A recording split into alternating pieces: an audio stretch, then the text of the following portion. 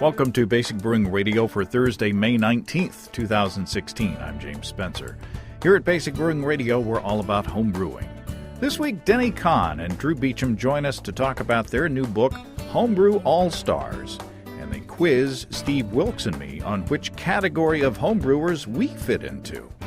If you're new to homebrewing or would like to get into the hobby for the first time, check out our website, basicbrewing.com, where you can find archives of our audio and video podcasts and our DVDs to walk you through basic and more advanced brewing techniques. And if you buy any of our DVD combos, you get a free, very spiffy Basic Brewing bottle opener. And don't forget to get your copy of our Brewer's Logbook. You can use it to log and track up to 50 batches of beer. You can follow me on Twitter. My username is Basic Brewing, all one word. We also have a show page on Facebook at facebook.com/basicbrewing. Thanks again to everybody clicking on the Amazon.com associate link on our basicbrewing.com site. Lots of stuff was purchased through that this week. We're very grateful. Whenever you think of Amazon shopping, go to our website first, basicbrewing.com. Click on our ad on the right-hand side of the page. It won't cost you any extra. Oh, and you'll be helping us to bring you the show, so we greatly appreciate your support. We've got to buy meals and stuff in Baltimore, so and plane tickets and hotel rooms and all kinds of stuff. We also have associate links for Brew Your Own magazine and the American Homebrewers Association on our site as well. You can find our Basic Brewing iPhone app on iTunes, our Android app on Amazon.com. We have a Windows Phone app. We're on the BlackBerry Podcast Directory. We're on the Stitcher app as well. And I can confirm that we are on Google Play Music. I finally figured out how to check that out. I thought you had to have an Android device, but you don't. You just go online and do that. If you want to put a tip in our tip jar, some coinage in our guitar case, you can go to basicbrewing.com/support, and thanks to everybody who's done so already. I've been spending some time lining up interviews and episodes to record while we're in Baltimore for Homebrew Conn in just a few weeks. We've enlisted the help of Baltimore resident Mike Tonsmeyer to show us around. You might have heard of him. We're very excited about that. I've corresponded with Marshall Schott, the brewlosopher. He says that we can probably sit in and help evaluate an experiment while we're there in Baltimore. Very cool. And there are other opportunities that we're working on as well. So I hope to see you there. And if you see us first, come over and say howdy. We talked for a good long time with Denny and Drew, so I want to get to that quickly. But first I want to talk about our sponsors, Desiree and Dave from High Gravity in Tulsa. You know, we talk a lot about our high-gravity electric brew-in-a-bag systems. Steve and I both have them, and we think they're awesome. One change that Dave has made in the system that Steve has on his is that the temperature probe has been moved from the lid, where the recirculated work comes back into the kettle, to the side of the kettle itself. The system works the same otherwise. If you have the pump that recirculates, you still use it in the same way. But that opens up new opportunities for the high-gravity system. If you don't have to run the pump to maintain constant temperature in the kettle, that means that you can do kettle souring, keeping the wort inoculated with lacto at the sweet spot for a few days until the wort reaches your target sourness. Very exciting. And in theory, you can use your high-gravity electric brew-in-a-bag system for sous vide cooking. We haven't done this yet, but in theory, you know, you can vacuum seal a steak and put it in water in the system at, say, 140 degrees Fahrenheit or 60 C, and hold it there for as long as you need to cook the entire steak to that perfect temperature, and then take it out and grill it just long enough to put some color on the outside. So you get a perfect sous vide steak. Say, in theory, you can do that because you can hold the water temperature, at your desired temperature for an extended period of time. So those are some things that Steve and I are talking about doing for a Basic Brewing video, and it shows the versatility of the high-gravity system. Just to plant a seed in your mind, you can check out all of the electric brewing systems at highgravity.com or highgravitybrew.com, highgravitybrew.com, and configure one to your specifications. highgravitybrew.com. Okay, let's talk to Denny and Drew Well, Denny, Conn, welcome back to Basic Brewing Radio. It is a great pleasure, James. And Drew Beechum, welcome back to Basic Brewing Radio. Woo! And Steve, this is the first time Steve has not been in the room when he's been in the show, but Steve is appearing via Skype as well. That's right. Thanks for having me. He was a bad boy and you made him go outside? Well, it's almost bedtime here, so... Yeah, that's right. We can hang up and go to bed. That's right. Even though Steve just lives down the road, we're both over 50 now. So,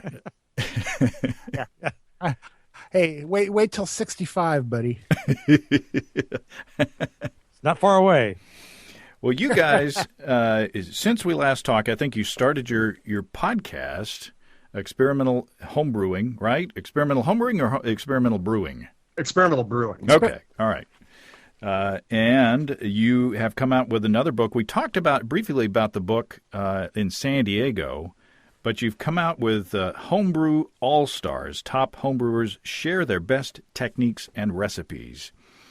And what I want to do is kind of go through the kind of structure of the book, and talk to you guys about why you did it this way, and then at the end of it, you and Denny are going to you're gonna divine what kind of homebrewers that Steve and I are. So hang on for that. Yeah, please don't worry. I already have the envelope sealed in a mayonnaise jar out on the front porch. Daring do. All right, and for everybody who just got that reference, congratulations, you're old. That's right. Exactly. That's right. Sis boom ba. What is the sound of, oh, please. What is the sound of an exploding sheep?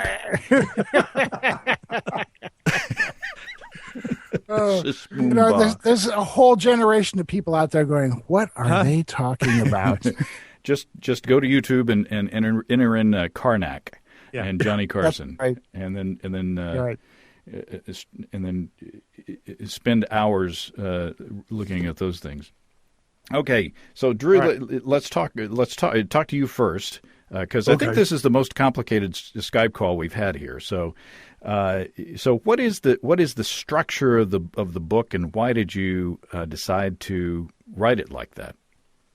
Well, we decided to write it like that because our publisher came to us and said, your first book did so well with us. We'd like for you to do another one. You got any great ideas? And Denny and I just kind of stopped and looked at each other and went, oh, of course we do. Yeah. and then silently chatted behind the scenes about what's our next idea. But yeah, so this book was inspired in part really from how Denny and I both view brewing, I should say, which is I've always very much believed it, despite the fact that I've written a bunch of books and that I read a bunch of books, and there's a giant groaning bookshelf about 6 feet to my left filled with books on beer of all various vintages and stripes, that brewing is one of those things that almost inevitably seems to be best learned by doing and doing with others. And so when I first started brewing back in 99, I very uncharacteristically invited myself to other brewers' houses. I'm sort of a nerd and socially awkward, which is a big surprise for a home brewer. And so I invited myself along to other people's houses, and I probably brewed with 20 different people in my club and picked up little tips and tricks and things not to do and things to do. For instance, don't take shots of tequila while brewing. That was a good one I learned. And that was such an important thing for me that I thought, it needed to be captured. And so when we sat down, we started talking about it, we said, well, why don't we do that sort of thing? But what if your homebrew club, instead of being like 20 random dudes who've been brewing for however many years, if it was 25 random folks who are randomly some of the best at this whole hobby? And so how did you've divided homebrewers up into archetypes? You call them archetypes. And Denny, talk about the archetypes. I mean, what are these pigeonholes that you've put us all in?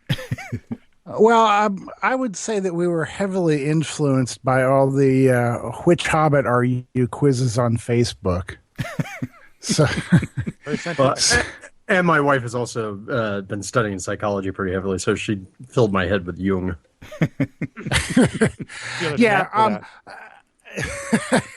yeah, well, it is the only homebrew book ever to utilize Jungian psychology in it, so we think that's kind of cool. But basically, it came about because if you just look at the people you know who brew, each one of them has like a kind of a specific field of interest, a specific something that draws them into homebrewing. And when they're trying to talk about homebrewing to something else, to someone else, that slant comes through, and because they look at it through their particular set of glasses. So what we wanted to do was, in effect, give people a chance to spend a brew day with someone who thinks like they do. So that's why we came up with these categories. And I guarantee you we had a whole lot more categories when we started. But we kind of narrowed it down to the scientists and process nerds, the old school masters, the wild ones, and the recipe and ingredient innovators. And I think that if you look at those, you can fit just about any home brewer into one of those categories. Can you straddle the categories? Absolutely. Oh, of course. I mean, I'm very much a scientist and process nerd, but then I also kind of like have a bit of old school master and a little bit of recipe and ingredient innovator in me also. Well, and we quote in the book because again, Jung wasn't enough for us. We also quote Walt Whitman because what we said in the book is before you object too strenuously to the category that you fit into, we know that any attempt to quantify an individual with a simple test and a pithy paragraph is folly. To paraphrase Walt Whitman, we are large, we contain multitudes. Ooh, that's so zen. Yeah. And some of us are getting larger. Describes me after a night of pizza. There you go. I'm up to about a multitude and a half, I think. Well, I'm down about a half a multitude, so I'll take it. That's right, man. And I got your half. We're taking up the slack. So give us some examples. Now, let's start with the old school. The old school masters. Who did you use as examples of old school masters, and what makes them that way? Well, go ahead, Drew. I was going to say, I think the one that Denny and I both really, really enjoyed. So old school masters for the high level bullet point. I jokingly referred to that as the type that thinks that the Reinheitsgebot is holy word. Right? If it's not German, if it's not pure, then it's not real beer.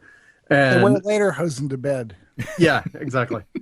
and so we that's where that idea started, and we found a whole handful of people. But I think the one that Denny and I thought was the most interesting was a Norwegian fellow by the name of Lars Marius Garshall, and Lars doesn't really consider himself so much a homebrewer. He's kind of like Alan Lomax for beer. He wanders around Scandinavia and the Baltic states looking for traditional farmhouse beer styles that still exist and people who still brew them, and records their process and documents it and figures out how to recreate it. Wow. And so he's an archivist. Yeah, exactly. And that was the reason why I was like, oh my God, this guy's Alan Lomax. We just had great fun with him, and I liked him the best in terms of the old school masters because that tends to be the category that cheeses me off the most because it's filled with people going, the Germans are the only people who know how to brew and they brew correctly, and therefore anybody who's not doing the German thing is being stupid. And I don't like those people. Yeah, we've got the shirt that says Reinheitsgebot is a 4-letter word. So, Sure.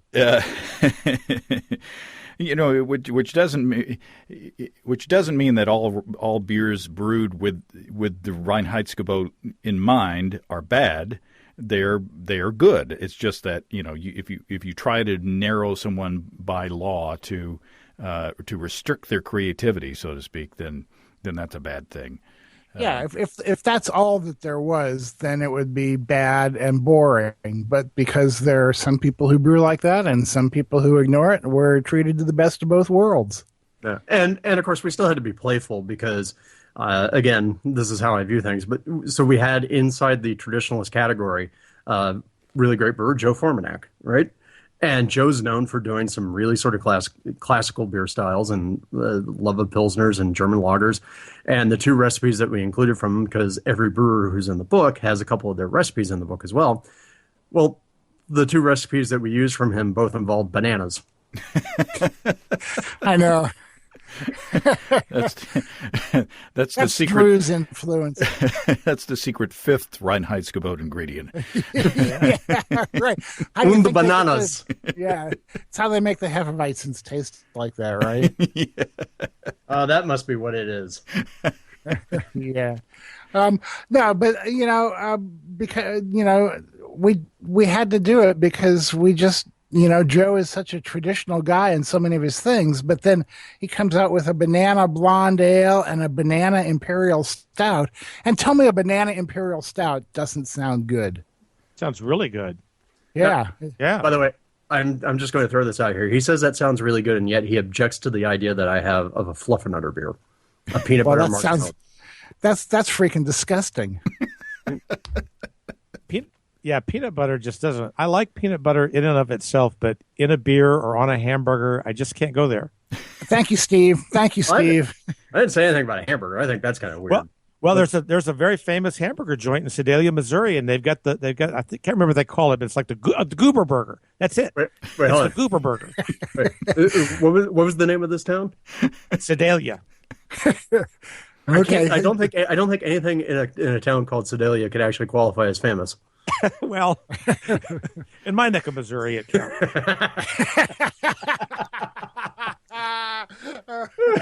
No, I think the Goober Burger, wasn't he in charge of the Reinheitsgebot? That's right. Goober Burger, Meisterburger. I thought he was one of the characters in Gomer Pyle. Judy. Oh my! All right, we're digressing. We're dating ourselves again. Yes, we are. Which I did in high school, but that's another story. I was going to say. At least it was someone you loved. Not always. Well, you hate yourself in the morning.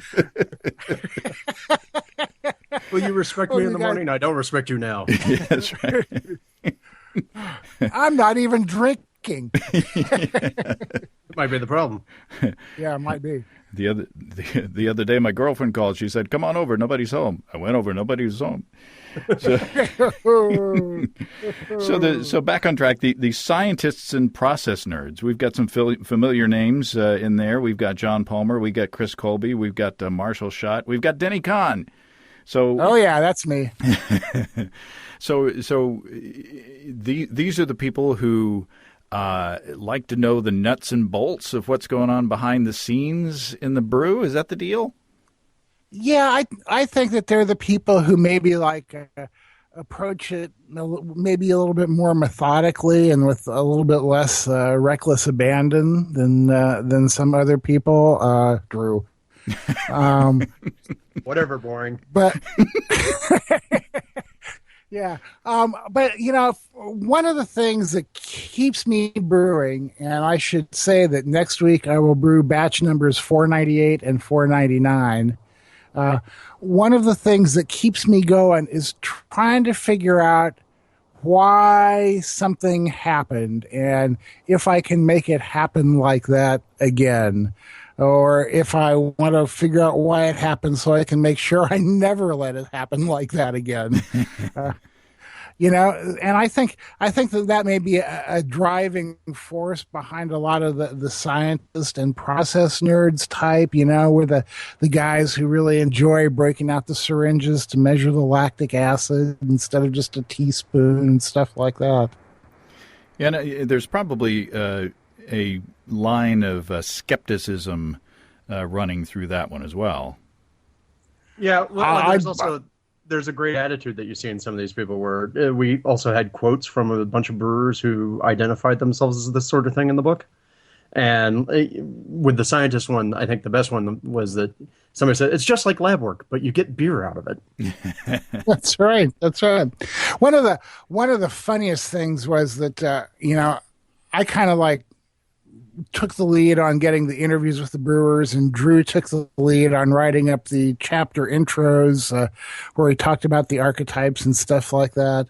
And as he was writing up the sub-archetypes for this, he wrote up one called the Lab Rat, and said this guy can tell you like what batch number 174 was. And Drew sent this to me to read, and it's like, well, hell yes, I can. And I ran out to the brew room and got my notebook and could tell him that I brewed a German Pils and what the OG was and what it finished at and tasting notes and everything. And he thought that was, Well, and a quote. Yeah. I'm going to quote here real quick. It says here, Denny, batch number 174 was a North German Pilsner brewed January 23rd, 2004. OG was 1054 with 40.7 IBUs of noble hops. Single infusion mash at 148 degrees Fahrenheit for 75 minutes. Nice and dry, but could have used a bit more sulfate to dry it out. Neener. See, and I could not understand why Drew thought it was remarkable that I knew that. No, I didn't think it was remarkable. I thought it was sad. Well, I think it's sad that you don't, but that's why we work together so well. Indeed. Well, we could skip forward to Drew's category, the recipe and ingredient innovators. Gordon Strong, Tasty McDowell are in there too. So, are you guys the ones who go down the spice rack at the grocery store and look and say, oh, I could brew with that one, and I could brew with that one, and I wonder what that would be like? Oh, yeah. I just had a trip to New York City a couple weeks back, and I was hanging out with another one of the All Stars, but she's over in the Wild Ones category, Mary Izzet of New York. Oh, yeah. And she took me around to a couple of spice stores in Manhattan because, hey, why not? And, yeah, I spent the whole time just wandering through these spice stores going, oh, I could totally, that. Ooh, I want some of that. And that'd be pretty good, too. And so it was really funny because even though Mary's not in this category in the book, she still is part of this. We're picking up various spices and smelling them and going, hey, you know what? You could take this and turn this into like a goza and use the yuzu zest in there with a little bit of galangal to give it like that slightly different thing. And yeah, it was that sort of conversation. And that's exactly what happens. But it's also the sort of thing that causes people to do something insane, like make a clam chowder saison. Oh, yeah. Or fluff another beer, or take your pick. Really. And I'd like to point out that one of the really cool things in that chapter is that Jeff Gladish talks about his home smoked malts and shows pictures of his smoker that he built. And let me tell you, if there was anything that embodies the do-it-yourself spirit of home brewing, it is the smoker that Jeff built. It is cool beyond belief and funky. Yeah, it kind of looks like somebody took a half height outhouse for a dwarf and turned it into a racked tray full of grain with a chimney running away from it, like a very long chimney that somebody decided to heat up from Lucifer's domain. Yeah, he took a Weber grill, added about 30 feet of dryer hose to it, and terminated that in a funky looking wooden box with trays and a vent on top, and that's how he cold smokes his malts. And this guy has won awards like you wouldn't believe in that. Well, including the GABF Pro-Am. Yeah. Wow. So. Yeah. So. If you're into building stuff, it's a cool thing to look at. Yeah, some people would think, that's really cool. Other people think, boy, that's a lot of work. Like, for instance, the other day on YouTube, I got a comment on our video where we do the, sort of pseudo homemade crystal malt episode. And somebody actually said below the thing, said, this, I figured it out, and homemade crystal malt is this much cheaper than store-bought malt. Why bother? It's not much cheaper than store-bought crystal malt. Why bother? And then I wrote, Well, you can buy beer at the grocery store too. Right. And I just, I'm sorry, Denny. It misses the point of the process is part of the fun. And so if it's just about going to the store and buying something off the shelf, I don't know. But, at what point do you decide that, well, everybody's different. And so I like to smoke malt sometimes, but sometimes I don't. Yeah. It's just... Well, I like to smoke things sometimes too, but I can't true. keep the malt lit. But no, what I was going to say is we recently put up a chicken coop, and we're about to start keeping chickens. And I figure that for the next 10 years, eggs will cost me about $4 a piece. Yeah. But that's not really the point. Right. Yeah, it's about the freedom and flexibility to do what you want and to maybe come across. I mean, it's a lot of trouble to like home roast your own specialty grains or to smoke your own malts or whatever. But you could stumble on a process that makes it, a lot better than the stuff, maybe fresher or something, something that's different and unique to your own self that you wouldn't have discovered if you hadn't tried it yourself. So. Yeah, and there's a certain the bottom line too is that home brewing is a freaking hobby, and as such, it has to be fun. If you're not having fun, you're doing it wrong, and everybody gets to decide for themselves what's fun. And one guy's fun may not be another guy's fun, but as long as they're both having fun, then that's good enough. And hobbies are designed to take up your time. They're designed to occupy your time. So if something takes time to do and you're having fun doing it, that's what you're supposed to be doing anyway. Right. Well, and Denny and I, with all the experiments that we've been doing with the podcast and all the stuff that we talk about, we've talked for years that neither of us are big fans or believers in the value of doing decoction mash, right? It's a lot of time, a lot of labor, and a very good possibility of scorching yourself. And I'm not a fan of that. But I would never, and we always make sure we make this point whenever we're talking about this. If you believe that doing a decoction mash makes your beer better, or you have great fun stirring masses of wet boiling grain, I am not here to tell you that you should not do that you're a bad person. If that's what's getting your jollies, then you're getting your jollies, and I don't care. It's no skin off my nose. It only becomes skin off my nose when you start telling me that I'm doing bad things, and my beer's not good. Yeah. Yeah. Well, that's obvious. That's what Denny's for. Yeah. And then we have the wild ones. And these are the folks that are really playing with some wild and wacky stuff, right? Oh yeah, this is all the creepy, crawly critters that you feel like you should probably be scared of. All the things that if you tell a winemaker, for instance, hey, I'm playing around with this, they will banish you from the winery. Yeah, because winemakers are very scared of these sorts of things. I had a conversation once with a winemaker, and I was talking, I homebrew and I do this, that, and the other, and we were enjoying a nice glass of wine, and he said, oh, what have you been working on recently? And I told him that I had done a wild ale with some Brettanomyces, and if he had had holy water in his pocket, he would have doused me with it from the reaction he had. Because winemakers are scared poopless of Brett. And so, yeah, these are those people. They are the crazy, obsessive, nerdy people who are like, the recipe innovator. We go through the spice rack and we go, I could add that to the beer. I could add this to the beer.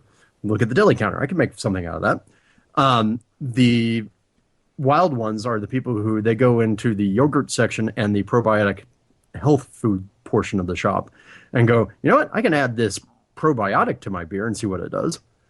Yeah, and literally there's a great group out on Facebook called Milk the Funk. Mm-hmm. And I swear it seems like about a third of the posts there are like, so I got this particular probiotic from the grocery store, and I'm going to add this to my beer and see what sort of sourness this generates from the various forms of lactobacillus in it.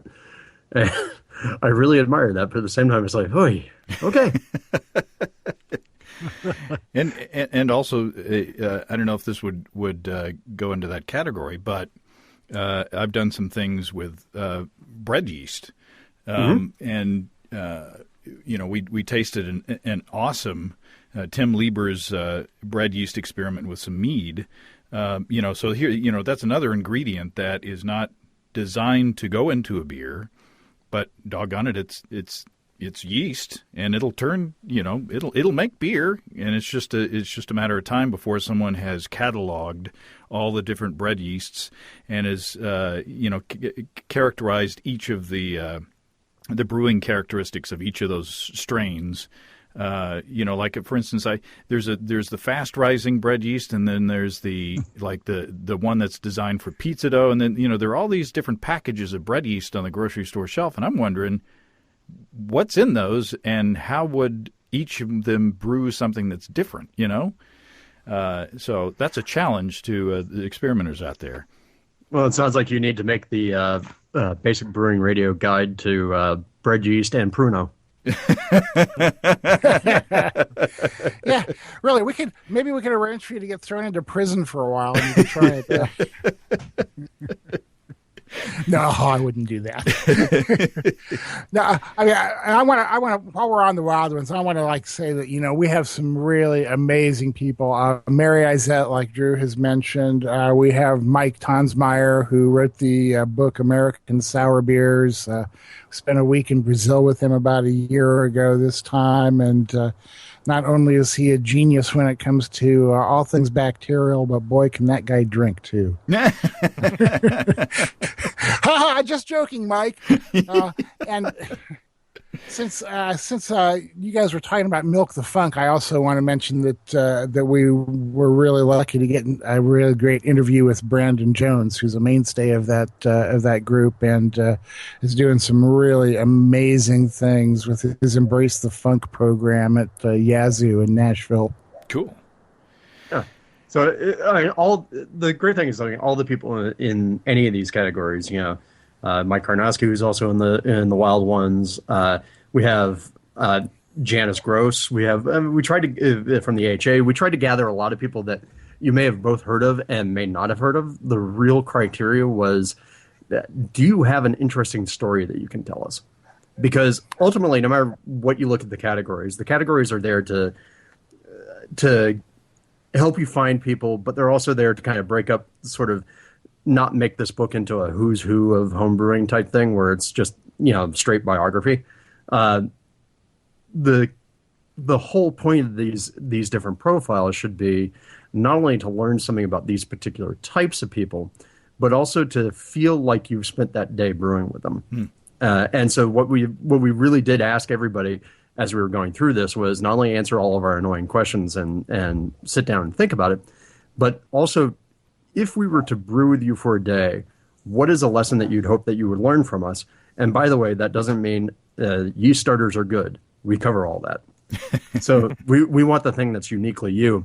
And it was fun to see people's reactions, because some of the folks that we interviewed just kind of stopped dead in their tracks going, but I don't have anything interesting to say. And we said, yes, you do. Stop and think about it and go figure it out. And to a person, I think they all came back with some useful lessons. Yeah, and it really goes back to what Drew was talking about early on, about how he had a chance to go around and brew with all these different people and learn things from them. I kind of had the opposite situation. I knew almost no one else who was brewing, so I read a couple books and hit an internet Usenet group called Rec Crafts Brewing and kind of figured it out for myself. But what we wanted from these people is, what lesson is it that you would teach other brewers if you were brewing with them for a day?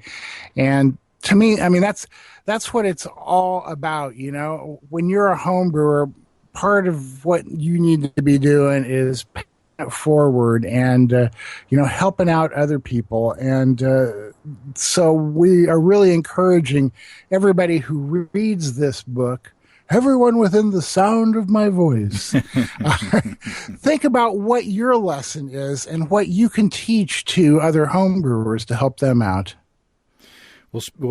Along the lines of self-examination, you've got a list of, is it 10 questions in there that where people can answer the questions and score themselves and see what categories they most fit in. That is correct. Which hobbit are you?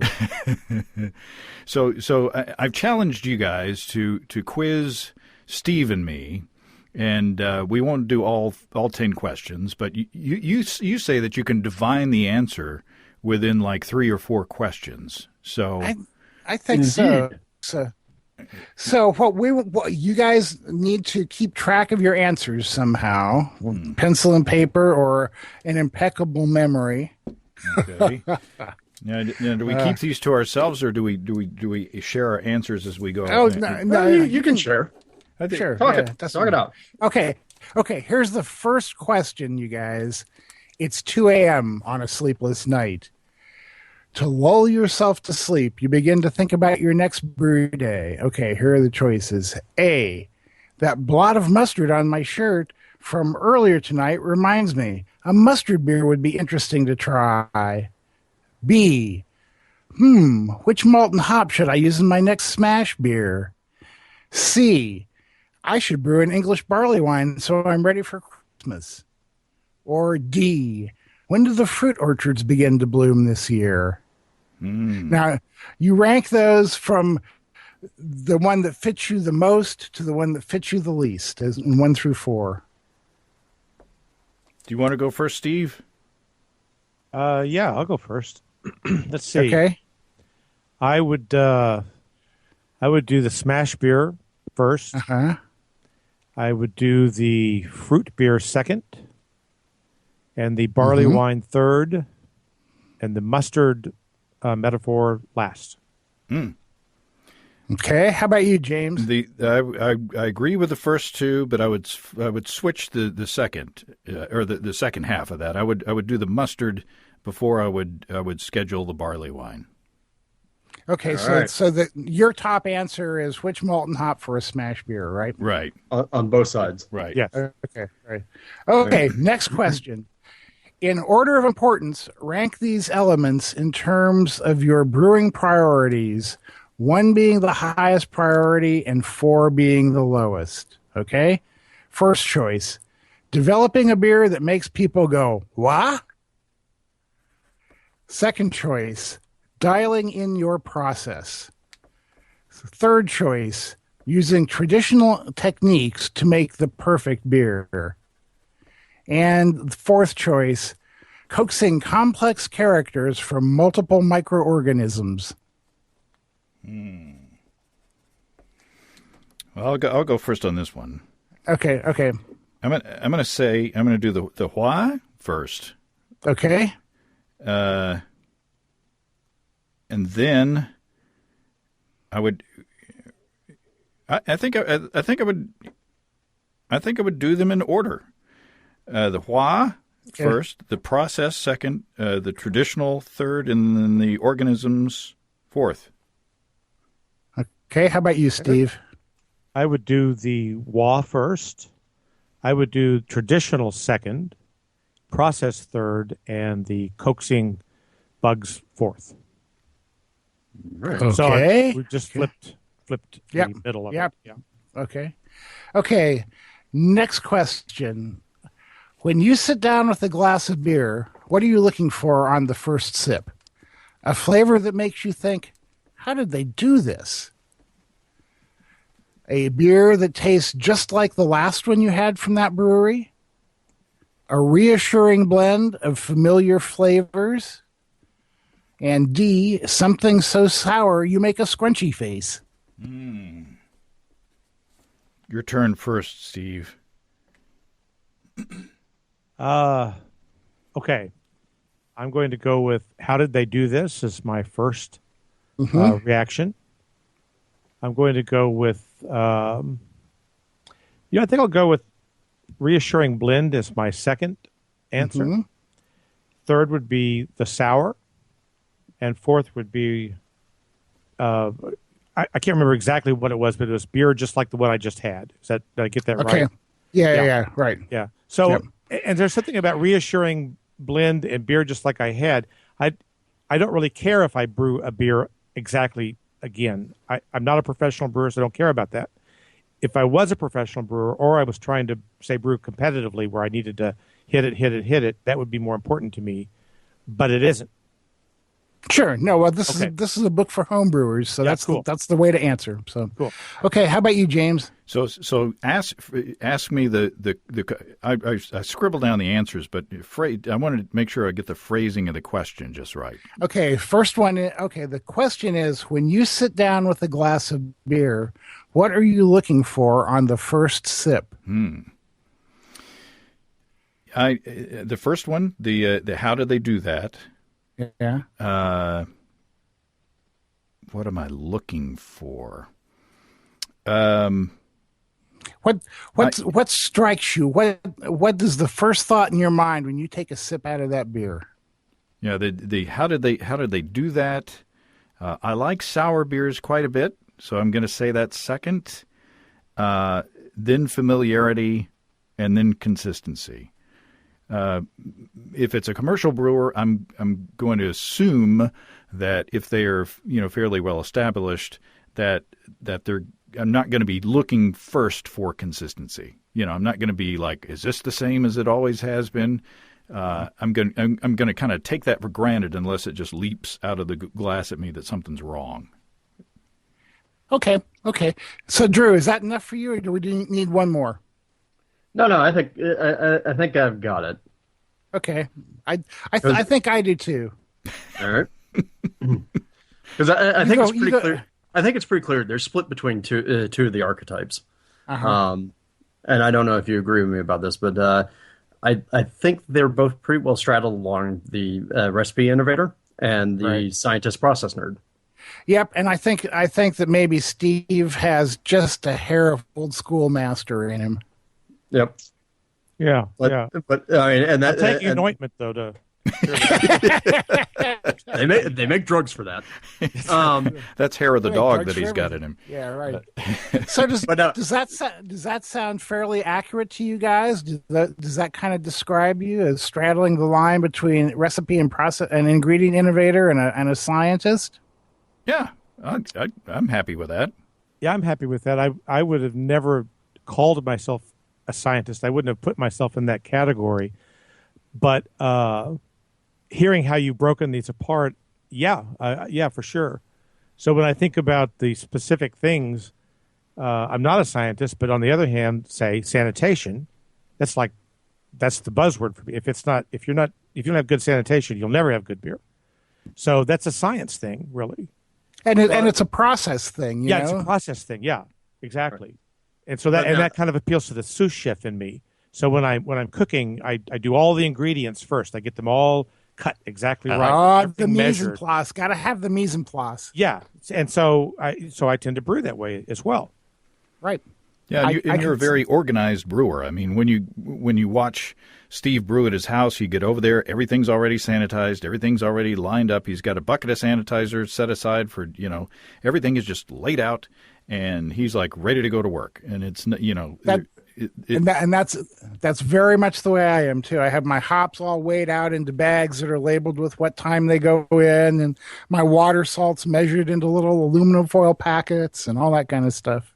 Yeah. If you wanted to see one of the funniest things ever, last year when Denny and John Palmer and I brewed the clam chowder saison that we served at the NHC, you should have seen Denny's face as he watched my brew process. Because it's not that anal retentive. Yeah, but I was relatively calm, wasn't I? You were. I think you had extra doses of medication that day. It was called Belgian beer. But I got to say that while Steve's Brew Day does have a structure, he is not above improvising on the brew day and throwing himself a curve and saying, why not use this whole thing of honey instead of just this much? That's where the recipe, the ingredient innovator, comes out. Exactly. Yeah.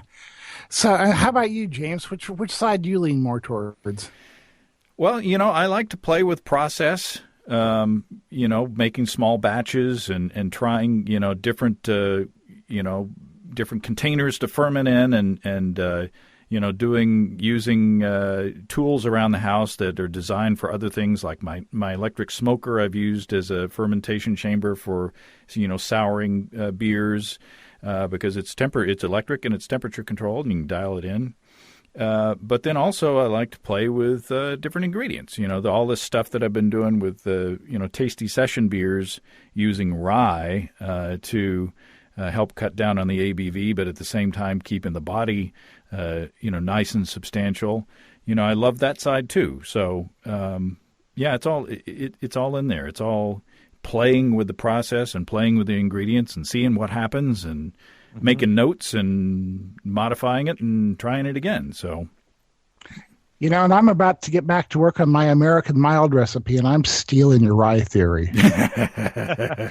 Since I love rye anyway, and always have a lot of rye malt around, that's going to be added to the next one. Drew suggested oat malt too, so maybe it'll be an oat and rye beer instead of a wheat and rye beer. Well, I would be honored if you were to swipe anything from me, Denny. So. James, I steal wherever I can. Oh, wait.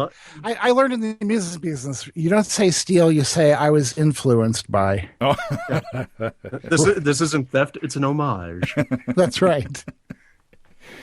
Yeah, really, I mean, I've even made 100% rye beers. So, wow. Yeah. I got as high as 60% once and got scared. Well, it means that you're going to have to put your batch sparging mash tun aside and go for a bag. You're going to have to not a chance. You're going to have to get a nylon bag. You can do 100% wheat beers and 100% rye beers if you just give in to the bag. This sounds like a challenge.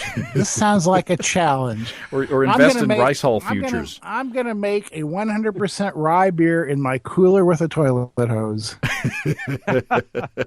And we'll see you just in to about prove 5 to years. you. I didn't say how long it was going to take. Reports are coming in. The next Olympics have happened. We're on the next election, and Denny Conn has just finished his 100% rye beer with a toilet hose. Why is Denny buying rice hulls by the 100-weight? Well, actually, my tombstone will read, "Is that barge finished yet?" No, the first, people who watch the videos and listen to the podcast have heard the story, but the first 100% rye beer I did, I just used a standard gravity. It was going to be like a 1050 beer, and the wort was like snot, and the beer was delicious. But Steve can attest, it had the mouthfeel of Vicks Formula 44D. And okra. That's about what my 60% beer was like, so I can only imagine what that was. It was delicious, but disgusting. I'm still using it for chainsaw oil. It works well. Now there's a good idea. Oh, that's a great idea. It's organic. Yeah. but if you cut that malt bill in half, then you get a 2% alcohol beer with a substantial mouthfeel, and you can put as much hops in there as you want and dry hop it and just have a malt or a hop bomb that's low in alcohol but still tasty and satisfying. So there. And I can attest to that too. Yeah, see, I think the one beer I did with the most rye was about a 50% rye barley wine, and that was impressively viscous. Mm-hmm. And even though it had probably somewhere around 9-10% alcohol and enough IBUs to knock a horse on its ass, it still felt like, oh, hi, I'm drinking a milkshake. So it was juicy. Juicy. And chewy. Yeah. Chewy, yeah, Thanks. really more than juicy. Okay, I'm going to do it. I am going to make a 2.5 to 3%, 100% rye beer, and I'm going to call it James. Well, And depending upon how that sparge goes, there may be certain modifiers added to the name James. Yeah, right. The first 10 years of my life, I thought my last name was Damn It. But I'm Jesus Christ. Damn it. oh, okay. Well, guys, this has been a lot of fun, and the book is out there wherever fine home brewing books are sold, and you say it's at the top of the charts on Amazon, and so congratulations and Thank you. Thank you. Can I can I run through our upcoming appearances real quick? sure. If you're going to the National Homebrew Conference, which is now called Homebrew Conn, but that kind of sticks in my throat when I say it. Denny, they named it for you. Okay, if they put two N's on the end, then I could say it. But anyway, if you're going to Homebrew Conn, we will be doing a book signing. Both of our books at the Brewers Publications booth on Thursday morning at 11 a.m. We will be doing our seminar, Brew Like an All Star, Thursday afternoon at 2 p.m. And just a warning, everyone, I'm bringing a ukulele. No. Oh, boy. Yeah. On Friday, we will be at the forum meetup, the meet and greet that's going to be happening in the social club room from 11:45 a.m. to 12:45 p.m. Then directly after that, starting at 2 p.m., we're going to be at the Brewcraft booth on Friday, recording a live version of our podcast. All questions and answers. Come by, throw us a question, try and make us look even dumber than we really are. Then on Saturday, we will be doing one more seminar at 2 p.m., Brew Like an All-Star again. And if no one has smashed my ukulele by then, I'll be playing it again. You need a shirt that says the original Homebrew Conn with two Well, N's in it. There were people on the forum, on the HA forum, that were threatening to make Wrath of Conn shirts. Yeah, well, that's it. That's my dad. Well, guys, this has been fun. We will, has. Lord willing and the creek don't rise. We'll see you in Baltimore. Indeed. Thanks, guys. be Thanks, looking Drew. forward to it. Thanks, Denny. Hey, thank you for having us. guys. And All thanks, right. thanks, Steve. You're welcome, James. Always fun. Good night, John Boy. That's right. Good night, Coming, Mary Mother. Ellen. Be sure to look out for Homebrew All Stars and check out Denny and Drew's experimental brewing podcast as well. Looking forward to seeing them in Baltimore. And as usual, we will be taking the month of June off while we head to the conference and go to family get-togethers and such as that. So just a heads up so you don't panic when we don't show up in the feed. In the meantime, if you have brewing questions, shows, suggestions, or just want to say howdy, write to james@basicbrewing.com or just fill out the contact form at basicbrewing.com. And please don't forget to tell us where you're from. Check out our support link where you can throw a couple of bucks into the tip jar by subscribing financially to our podcasts.